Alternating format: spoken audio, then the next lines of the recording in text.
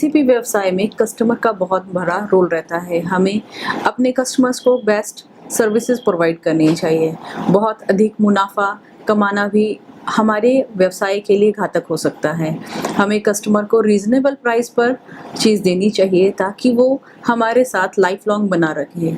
हमें उन्हें extra services provide करनी चाहिए या उनकी एक डाटा बैंक बना के रखना चाहिए और समय-समय पर उन्हें दी गई सर्विसेज के बारे में फीडबैक लेते रहना चाहिए।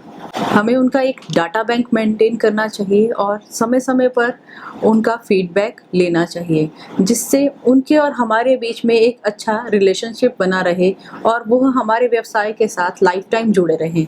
कंप्यूटर और लैपटॉप रिपेयर बिज़नेस को आप अपने घर से भी शुरू कर सकते हैं। इसके लिए मिनिमम 600 स्क्वायर फीट एरिया की आवश्यकता होती है, जो आपके घर में भी हो सकता है या आप रेंट पे ले सकते हैं या आपके पास अपना मार्केट में स्थान अवेलेबल है तो आप वहाँ से भी इसे शुरू कर सकते हैं। कोई भी बिज़नेस शुरू करने के लिए उसमें बहुत सारे खर्चे भी रहते हैं, जैसे स्टेशनरी का खर्चा है, बिजली का खर्चा है, आपके ट्रैवलिंग एक्सपेंसेस हैं, आपको स्टाफ को सैलरी देनी है।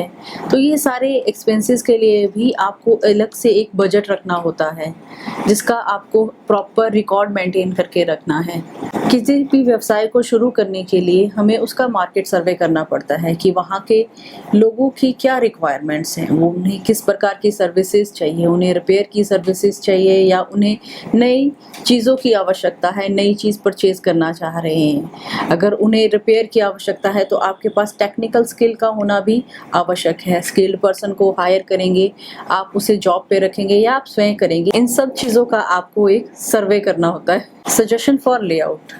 किसी भी व्यवसाय को शुरू करने के लिए एक प्रॉपर लेआउट का होना बहुत आवश्यक है। सबसे पहले रिसेप्शन एरिया पे ग्राहक कांटेक्ट करता है तो उसका प्रॉपर वे में होना बहुत ज़रूरी है। वहाँ ग्राहक के बैठने की सुविधा भी होनी चाहिए, लाइटिंग प्रॉपर होनी चाहिए और वातावरण अनुकूल होना चाहिए। उसके बाद हमें वेटिंग एरिया कस्टमर के लिए प्रोवाइड करना चाहिए। थर्ड नंबर पर हमारी अपनी वर्कशॉप जहां हम रिपेयर का वर्क लेंगे, उसका भी प्रॉपर स्पेस होना चाहिए। वो एरिया साफ सुथरा और खुला होना चाहिए। अपने व्यवसाय के लिए फर्नीचर खरीदने से पहले हमें उसे प्रॉपरली प्लान कर लेना चाहिए और राइट टाइप का फर्नीचर हमें खरीदना चाहिए। वर्कशॉप के अंदर हमारे पास प्रॉपर वर्क बेंच होना चाहिए और रैक्स होने चाहिए जिस पे हम अपना रॉ मटेरियल रखेंगे। प्रॉपरली उन्हें हमें टैग करके स्पेसिफाई करना चाहिए। एक्चुअल वर्किंग डिटेल, इसमें कस्टमर को जो हम सर्विस प्रोवाइड कर रहे हैं उसमें कितनी ओरिजिनलिटी है उसका ध्यान रखें। कोई भी झूठा प्रलोभन अपने कस्टमर्स को ना दें। अगर आपने वारंटी जितने साल की प्रॉमिस की है उतने साल की आप अपने कस्टमर को प्रोवाइड करें और कस्टमर का फीडबैक इसमें आप हमेशा लेते रहें। जो भी आप अपने व्यवसाय के लिए होर्डिंग्स का इस्तेमाल कर रहे हैं उनको बिल्कुल स्टिक रखें, उनमें कोई भी झूठा प्रलोभन ना दें। कस्टमर को सर्विस देते हुए टाइम मैनेजमेंट का ध्यान रखें। जब आपने उन्हें कोई चीज़ रिपेयर करके देने का वादा किया है, उसी टाइम पीरियड के अंदर उसको रिपेयर करके वापस देने की कोशिश करें। अगर कोई जेन्युइन रीज़न है तो उसकी जानकारी कस्टमर को पहले ही दे दें और कब आप उस कार्य को कंप्लीट कर लेंगे उसका अपडेट उनको दे दें।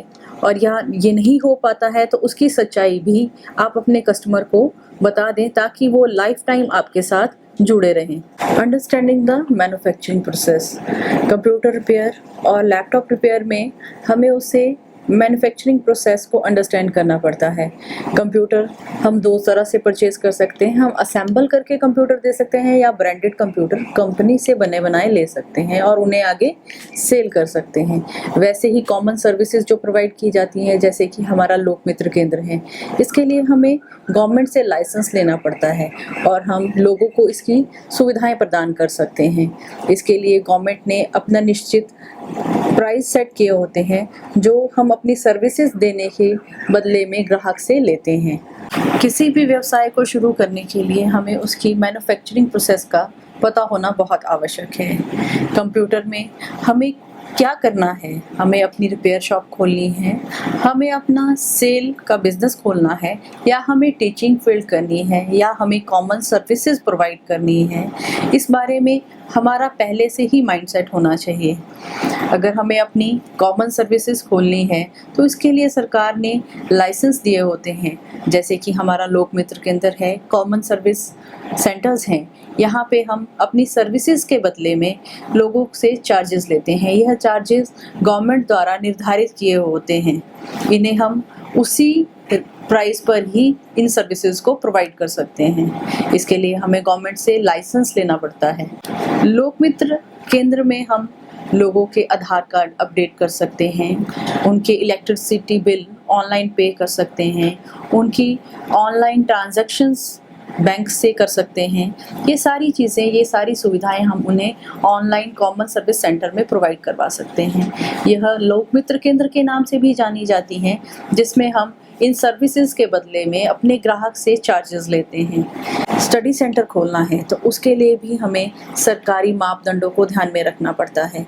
इसके लिए सरकार हमें लाइसेंस प्रोवाइड करती है और मटेरियल लिस्ट प्रोवाइड करती है, जिसमें हमें मटेरियल सरकार की मापदंड के हिसाब से लेना पड़ता है और स्पेस रिक्वायरमेंट्स भी सरकार की मापदंड के हिसाब से पूरे करने पड़ते हैं। कुछ शॉर्ट टर्म कोर्सेज चलाए जाते हैं इसमें और कुछ लॉन्ग टर्म कोर्सेज होते हैं। कुछ कोर्सेज में आपको सर्टिफिकेट प्रोवाइड करना पड़ता है, जिसका एक छोटा सा चार्जेस आपको सरकार को देना पड़ता है और उसके बदले में सरकारी सर्टिफिकेशन मिलती है। कंप्यूटर की फील्ड बहुत ही वास्ट है। इसमें बहुत सारे कोर्सेज रहते हैं, जैसे सॉफ्टवेयर के कोर्सेज हैं। आपको क्या रिक्वायरमेंट है उसके हिसाब से आप कोर्स डिज़ाइन कर सकते हैं अपने एरिया के हिसाब से। अकाउंटिंग का सॉफ्टवेयर है, या आपको इसमें इंटरनेट के सॉफ्टवेयर्स को सिखाना है, या आपको हार्डवेयर सिखाना है, या आपको रिपेयरिंग का वर्क सिखाना है। ये सारे ही कोर्सेज आप अपने सेंटर में उपलब्ध करवा सकते हैं।